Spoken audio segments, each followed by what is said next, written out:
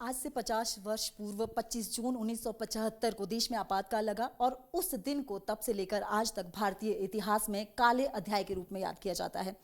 आज पूरे देश में संविधान हत्या दिवस मनाया जा रहा है। हमारे साथ बातचीत के लिए नेता विपक्ष जयराम ठाकुर जी हैं। उनसे जानेंगे कि आज पूरे देश में, हिमाचल प्रदेश में भी संविधान हत्या दिवस मना रही है। क्या उद्देश्य है? देखिए, देश जब आज़ाद नहीं था तो देश के सामने एक बहुत बड़ा लक्ष्य था कि आज़ादी चाहिए, स्वतंत्रता चाहिए।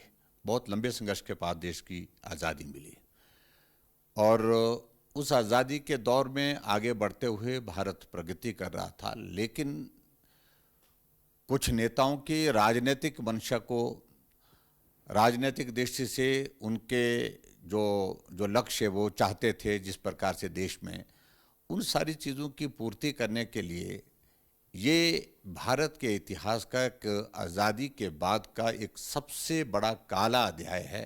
सिर्फ और सिर्फ अपने राजनीतिक मकसद, सत्ता पर बने रहें, कुर्सी पर बने रहें, इस दृष्टि से देश के ऊपर बेवजह कोई कारण नहीं था, इमरजेंसी लगाई गई, आपातकाल की घोषणा की गई।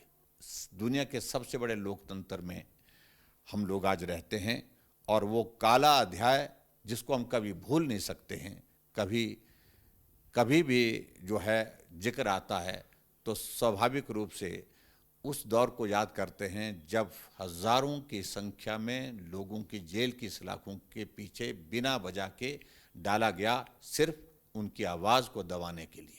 कांग्रेस के जो नेता है उनका ये मानना है कि जो बीजेपी है वो 50 साल पूर्व हुई एक दुखद घटना को, एक आपातकाल जो लगाया गया, उसको राजनीतिकरण करने की कोशिश कर रही है, राजनीतिक फायदा उठाने का जो है कोशिश भाजपा की तरफ से। देखिए, मैं समझता हूँ ये बहुत ही दुर्भाग्यपूर्ण है कांग्रेस की सोच, कांग्रेस की काम करने की तौर तरीके को लेकर के। बहुत विचित्र लगता है कि आज राहुल गांधी जो है वो संविधान की किताब को लेकर के जो है वो सब जगह जेब में डाल करके घूमते फिर रहे हैं।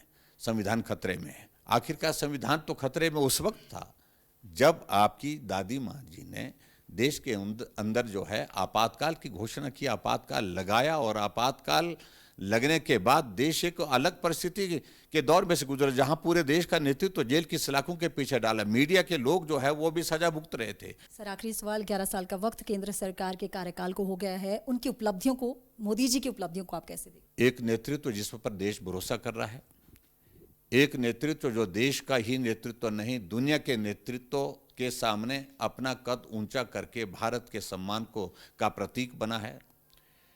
और मैं इस बात को कह सकता हूं कि 11 वर्ष पहले जब नरेंद्र मोदी जी देश के प्रधानमंत्री बने थे, उस वक्त भारत की अर्थव्यवस्था 11वें स्थान पर थी।